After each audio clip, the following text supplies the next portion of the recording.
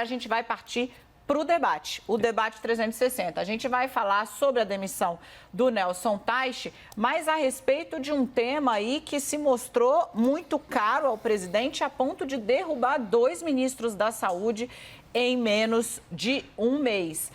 Isso aí, qual é o tema central? É a cloroquina, né? Há menos de um mês, o presidente Jair Bolsonaro nomeou Teich, substituindo Luiz Henrique Mandetta. As discordâncias com o presidente têm relação com as medidas de combate à Covid-19. A gente vai falar agora aqui com 2 médicos a respeito, já aparecem aqui na tela para vocês. Hoje nós vamos fazer o debate com o infectologista Marcos Boulos, que é integrante do Comitê de Contingenciamento do Coronavírus aqui em São Paulo, e com o virologista Paolo Zanotto, que é professor da Universidade de São Paulo. Boa tarde aos doutores, cumprimento-os todos de uma vez só, porque o nosso tempo aqui vai ser usado mesmo para falar da cloroquina. Muito se fala hoje sobre esse remédio. Há um debate nas casas, nas redes sociais, ficou politizada a questão da cloroquina e se tornou uma questão central para o governo também, a ponto do presidente substituir o seu segundo ministro da Saúde em menos de um mês por discordâncias a respeito do uso da droga. Eu vou deixar uma pergunta para os dois e em seguida nós seguimos. Doutores, é viável, é recomendável o uso da cloroquina no tratamento de pacientes com sintomas leves da Covid-19? Ainda no início da manifestação da doença, isso está amparado no que a gente tem de estudo no Brasil hoje? Boa tarde, vou começar com o doutor Paolo. Boa tarde, obrigado pelo convite. O uso da cloroquina, ela tem outra utilidade, ela é uma quinilona muito boa para uma outra finalidade que não a terapêutica, né? Ela é muito melhor para a profilaxia de malária e eventualmente até para o uso também com Covid. A hidroxicloroquina, no entanto, ela tem sido utilizada para inibir a replicação de coronavírus desde 2003. Isso é uma coisa já bem estabelecida. E o grande problema que surgiu com isso é que, por exemplo, até recentemente, né, a hidroxicloroquina era recomendada para as manifestações reumatológicas causadas pelo vírus chikungunya. E até um pouco antes desse surto, toda essa molécula era vendida no balcão de farmácia sem nenhuma necessidade de receita médica. E, de repente, a coisa virou um enorme problema e começou a ter toda uma polarização com relação a isso. E, infelizmente, uma grande quantidade de estudos foram feitos a partir de fevereiro, talvez até antes, na China, que, de uma maneira equivocada, administravam e administram até agora a hidroxicloroquina para pacientes numa fase tardia do processo da doença, onde ela não é muito eficaz. Agora, aplicada entre o dia 2 e 4 do aparecimento de sintomas, ela tem sido extremamente eficaz. Nessa semana agora, surgiram vários trabalhos do Carlucci, do Davidó, do Million. Vários trabalhos foram publicados em países como Itália, China, França, mostrando a eficácia dessa combinação da hidroxicloroquina com a azitromicina e o zinco. Perfeito. Então, de uma certa forma, a gente está vendo que isso já não é mais um grande problema, porque vários países no mundo já estão utilizando esse protocolo, como, por exemplo, Bahrein, Emirados Árabes Unidos, o Senegal. Tem um colega meu lá que é o encarregado do trabalho no Senegal, eles tiveram 8 mortes só lá. Índia, certo. A França a partir dessa semana, a Espanha, a Itália, doutor, Costa Rica, Malásia, a Rússia. Então, basicamente, isso já é uma realidade sendo utilizado em vários países do mundo em vários hospitais no Brasil. Perfeito. E por vários médicos. Perfeito, doutor. Eu vou tentar aqui, eu preciso interromper os senhores algumas vezes quando os senhores se alongam, porque eu preciso garantir uma igualdade de tempo, de fala,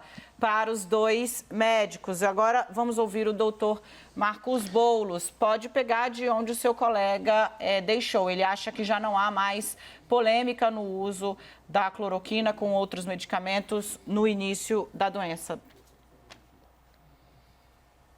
Não existe polêmica porque ela não é indicada mesmo, né?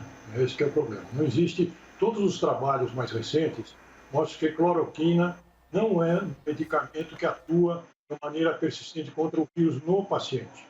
E nós temos que lembrar que vírus, de modo geral, a reação, medicamento para vírus não é um medicamento disponível com facilidade. Existe muita necessidade de muitos trabalhos controlados para você ver não só a eficácia, como as pessoas reagem a esse medicamento. Trabalhos recentes realizados também mostram que quando se usou a hidroxicloroquina em doses mais altas, foi muito lesivo, tendo que ser interrompido o trabalho por causa de morte, aumentado o número de mortes. Eu acho que, neste momento, doenças por vírus como esta, elas têm que ser tratadas com sintomáticos. A azitromicina antibiótico não atua no vírus.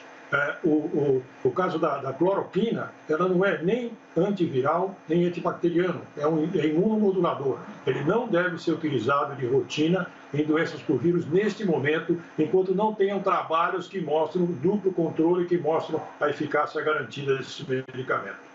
Doutor Paulo, a gente percebeu ali durante o início da fala do doutor Marcos Boulos que você já sinalizou, né, como se fosse ali contrário àquilo. O porquê disso? Porque ele está totalmente equivocado. Por exemplo, ele acha que a azitromicina funciona como um antibiótico no caso da replicação do Covid, do coronavírus, quando, na verdade, a azitromicina está fazendo um shutdown mitocondrial. E a hidroxicloroquina é muito bem estudado já desde 2003 qual é o impacto dela antiviral na questão dos coronavírus, dos alfavírus, dos flavivírus, inclusive de influenza. Quer dizer, eu acho que eu gosto muito do Marcos, mas ele está desinformado. Eu vou passar para ele uma lista de mais de 35 trabalhos, quando encerrar isso aqui, para que ele se informe e leia. E depois é o seguinte, eu falei no início de que haviam vários trabalhos sendo publicados recentemente sobre o uso precoce. De fato, eu vou passar todos eles para ele. E agora, ele fez uma afirmação aí totalmente equivocada também. Ele falou que o uso em doses altas da hidroxicloroquina causou mortes. Sim, Marcos, causou mortes porque as pessoas em Manaus usaram doses letais de cloroquina sem o total respeito pelo que foi determinado em 1988 pelo RIU, mostrando que a dose letal é 5 gramas de hidroxicloroquina. Eles administraram de 7 a 12. Então é por isso que as pessoas morreram, Marcos. Então isso tudo é importante que seja bem colocado para o público. E tem outro fator essencial para o que ele está falando.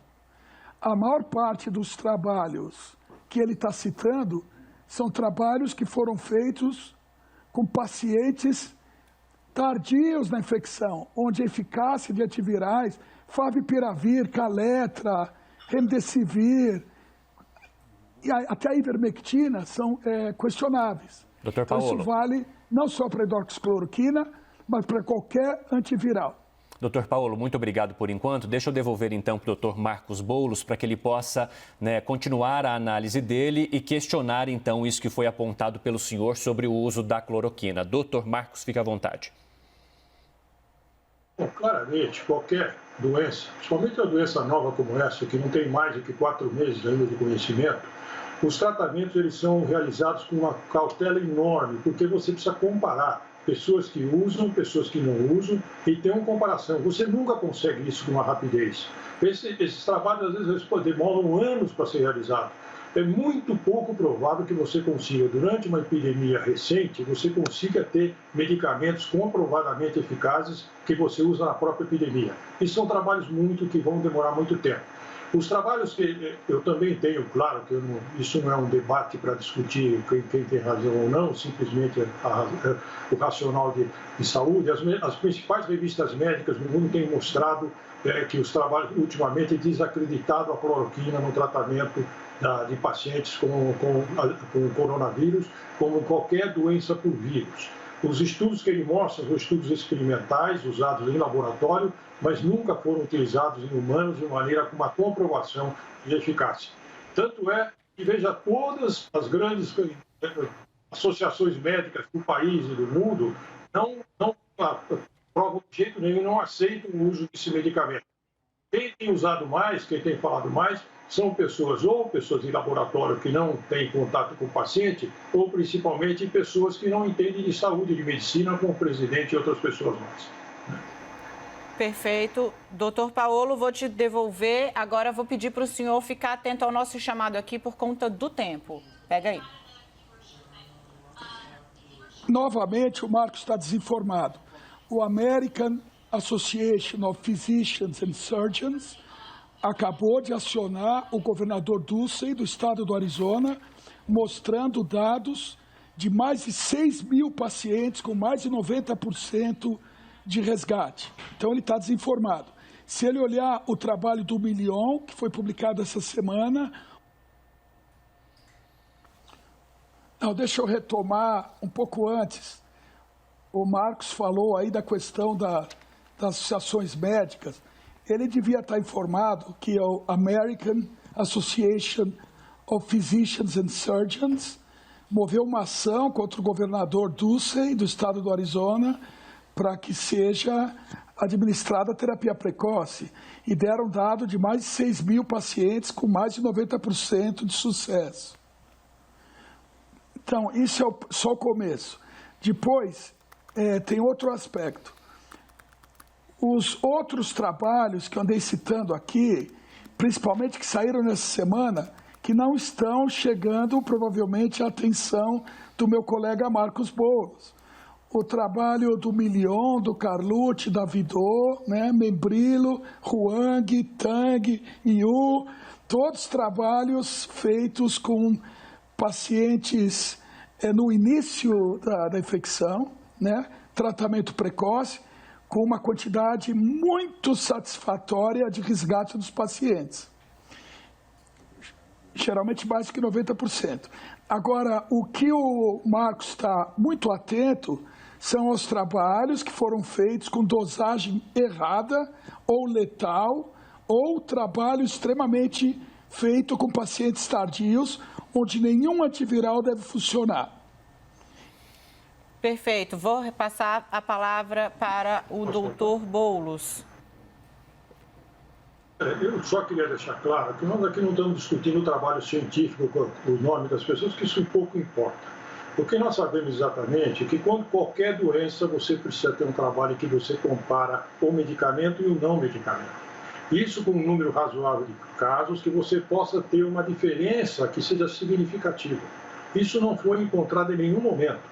Ele cita vários trabalhos, eu tenho dezenas de trabalhos também nas principais revistas médicas do mundo, New England Journal of Medical, Lancet e outros, mas isso não importa para a comunidade falar sobre isso aqui. Só para dizer que qualquer que seja o medicamento por vírus, qualquer que seja, ele não é salvador, não salva vidas.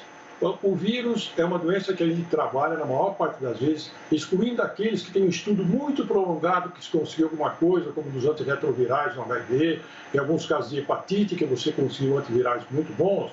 A gente usa sintomáticos em doenças respiratórias, porque não existe um medicamento que seja absolutamente bom para fazer a diferença entre vida e morte.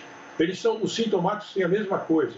E a dificuldade de se encontrar um medicamento, como foi dito, o Paulo Zanotto também sabe disso, é porque você não consegue fazer comparações adequadas. Então, por isso que é difícil. Então, nesse momento, uns falam uma coisa, outros falam outra, é um mero achismo. Então, usar o medicamento como salvador da pátria, isso é um absurdo, porque não é isso que está acontecendo e todos os trabalhos, alguns trabalhos que são não confiáveis foram utilizados aqui, que foram debatidos, mas não existem trabalhos concretos que mostrem benefício do paciente com relação a esses medicamentos. Nenhum. Perfeito. Doutor Paolo, 2 minutos para o senhor concluir a argumentação. Eu vou passar para o Marcos muitos trabalhos feitos. Agora, o que ele tem que entender é que quando a gente já sabe que um fármaco funciona, não faz sentido eu manter um braço de pessoas que não são tratadas, né? A gente sabe o que acontece. Eu só queria deixar para o Marco, digamos assim, a sugestão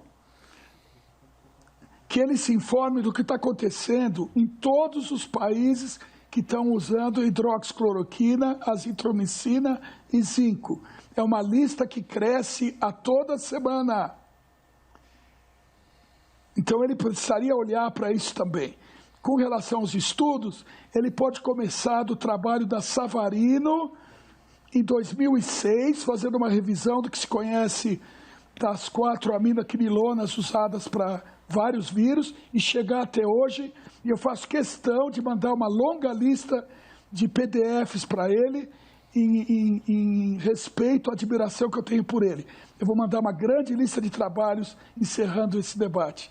E depois a gente pode até discutir de maneira amistosa. Doutor Paolo, o que ele exagerou no início do debate, ele foi econômico agora, entregou com 40 segundos menos. Doutor Marcos, 2 minutos para o senhor concluir a sua argumentação. Olha, eu acho que esse debate, apesar de ser importante para esclarecer a população, não é isso que vai fazer a diferença, não é a cloroquina que faz a diferença. Nós estamos vendo o que está acontecendo no mundo todo. O que faz a diferença é você ter uma política única, com bem clara, definições de papéis e dos estados de modo geral. Os países que não fizeram isso foram para o brejo, com cloroquina, qualquer coisa. Então, os países que não mantêm uma liderança única, como no Brasil e como nos Estados Unidos, são os países que estão indo pior, porque você não tem uma linha de ação de cuidados com necessidade do distanciamento social, que é aí que faz a diferença. É não pegar a doença. E quando pega a doença, aí você, normalmente são sintomáticos, qualquer medicamento que possa ter uma atuação, a atuação é muito discreta, porque nenhuma doença por vírus você tem um medicamento que salva vidas usando agudamente.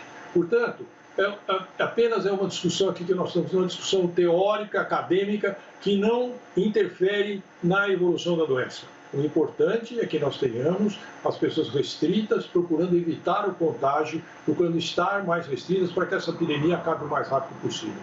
É isso. Obrigado pelo convite. Muitíssimo obrigada aos dois. Você está acompanhou aqui na CNN o debate entre os médicos, estão aí na linha de frente do combate à Covid-19, Marcos Boulos e Paolo Zanotto. Foi um prazer recebê-los aqui. Voltaremos a falar com certeza. Boa tarde aos dois. Muito obrigado.